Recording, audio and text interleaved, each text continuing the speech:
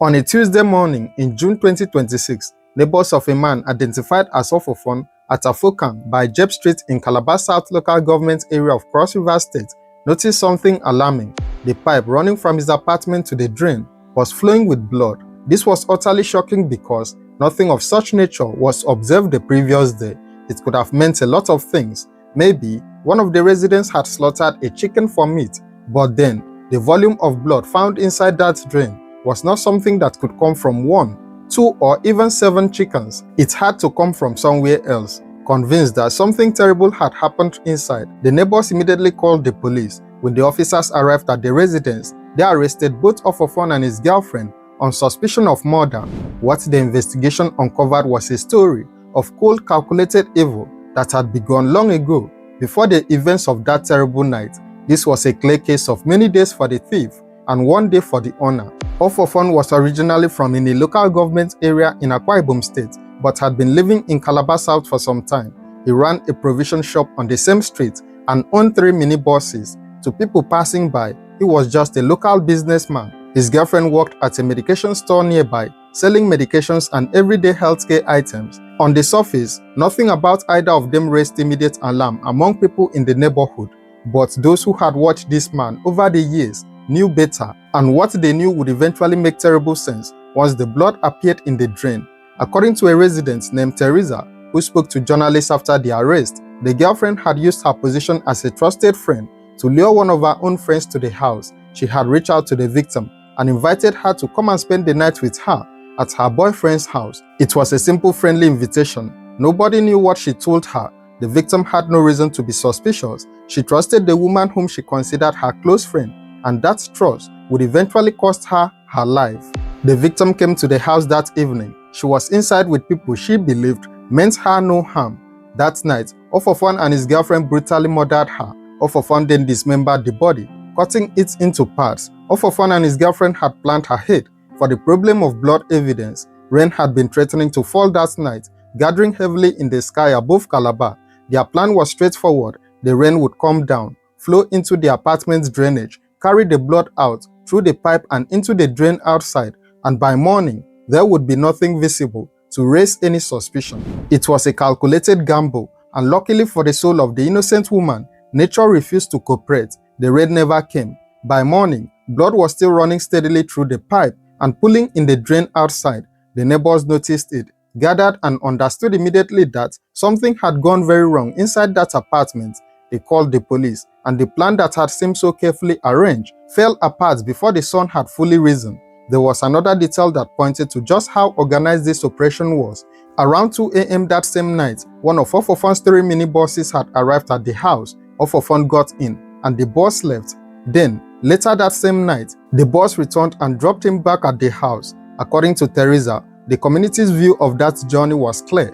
Ofofon had gone to deliver the body parts to buyers. Someone had been waiting for those remains. A transaction had been arranged in advance, which meant this killing was not impulsive. There were buyers, there was a network, and there was a clear plan. Ofofon had completed his delivery and returned home before morning, believing the rain would have taken care of the rest of the evidence. When the boss came to pick him up at 2 a.m., he had already made his deal. The killing was a commercial decision. When police arrested both of them, the girlfriend offered an explanation for why she should not be held fully responsible. She claimed that Ofofon had locked her in his room before carrying out the killing. In her account, she had been locked away and had no direct part in what happened to her friend. Teresa and others in the community were openly skeptical. Their reasoning was simple. It was the girlfriend who had made the call to invite the victim.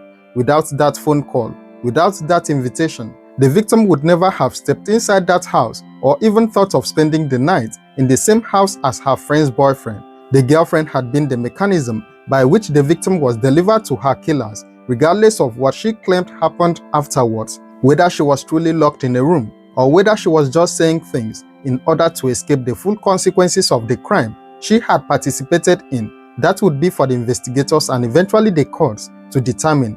But her role in setting up the victim was not in dispute. As the investigation continued and neighbors began sharing what they knew about Ofofon, a deeper and more disturbing picture began to emerge. Ofofon had been married before. From that marriage, he had 3 children, but the ex-wife had not stayed. she had packed up all 3 children and left, disappearing from his life. She did not leave because of an ordinary disagreement or because the relationship simply broke down. According to Teresa, the community's interpretation of her departure was that she had witnessed enough during her time with Ofofon to know that staying with him was very dangerous. A woman who takes her children and runs without looking back is not leaving a man who simply has a bad temper. She is leaving a man whose activities she cannot be part of and cannot protect her children from. Her departure, which had happened a long time before this murder, now looked to the community like the decision of someone who had seen who Ofofon really was and had chosen survival over everything else. The ex-wife was not the only woman in Ofofon's life who had made the decision to get away from him. Teresa told journalists that sometime before this murder, Ofofon had allegedly attempted to use his own mother for ritual purposes. He had tried to involve her in some form of ritual activity. The attempt had apparently gone wrong and backfired on him. His mother's response was immediate. She packed her things and moved out. She went to live at State Avenue, which was only a short distance from Jebbs Street, but she was no longer living with her son, and she did not visit him either. The woman who had raised him had made the same decision the ex-wife had made, which was to put physical distance between herself and this man and stay there. When a mother refuses to visit her own son, and when a wife takes her children and disappears, these are not coincidences. They are warnings that the people closest to someone have already seen something that everyone else is only now learning about. The blood in the drain of that Tuesday morning was not the beginning of Ofofon's story. It was just the moment everyone else finally found out. The arrest of Ofofon and his girlfriend shook the residents of Afokang by Jebbs Street and the wider Calabar South community. People who had lived near this man, bought from his provision shop, and passed him on the streets every day were now processing the reality of what had apparently been happening in that apartment.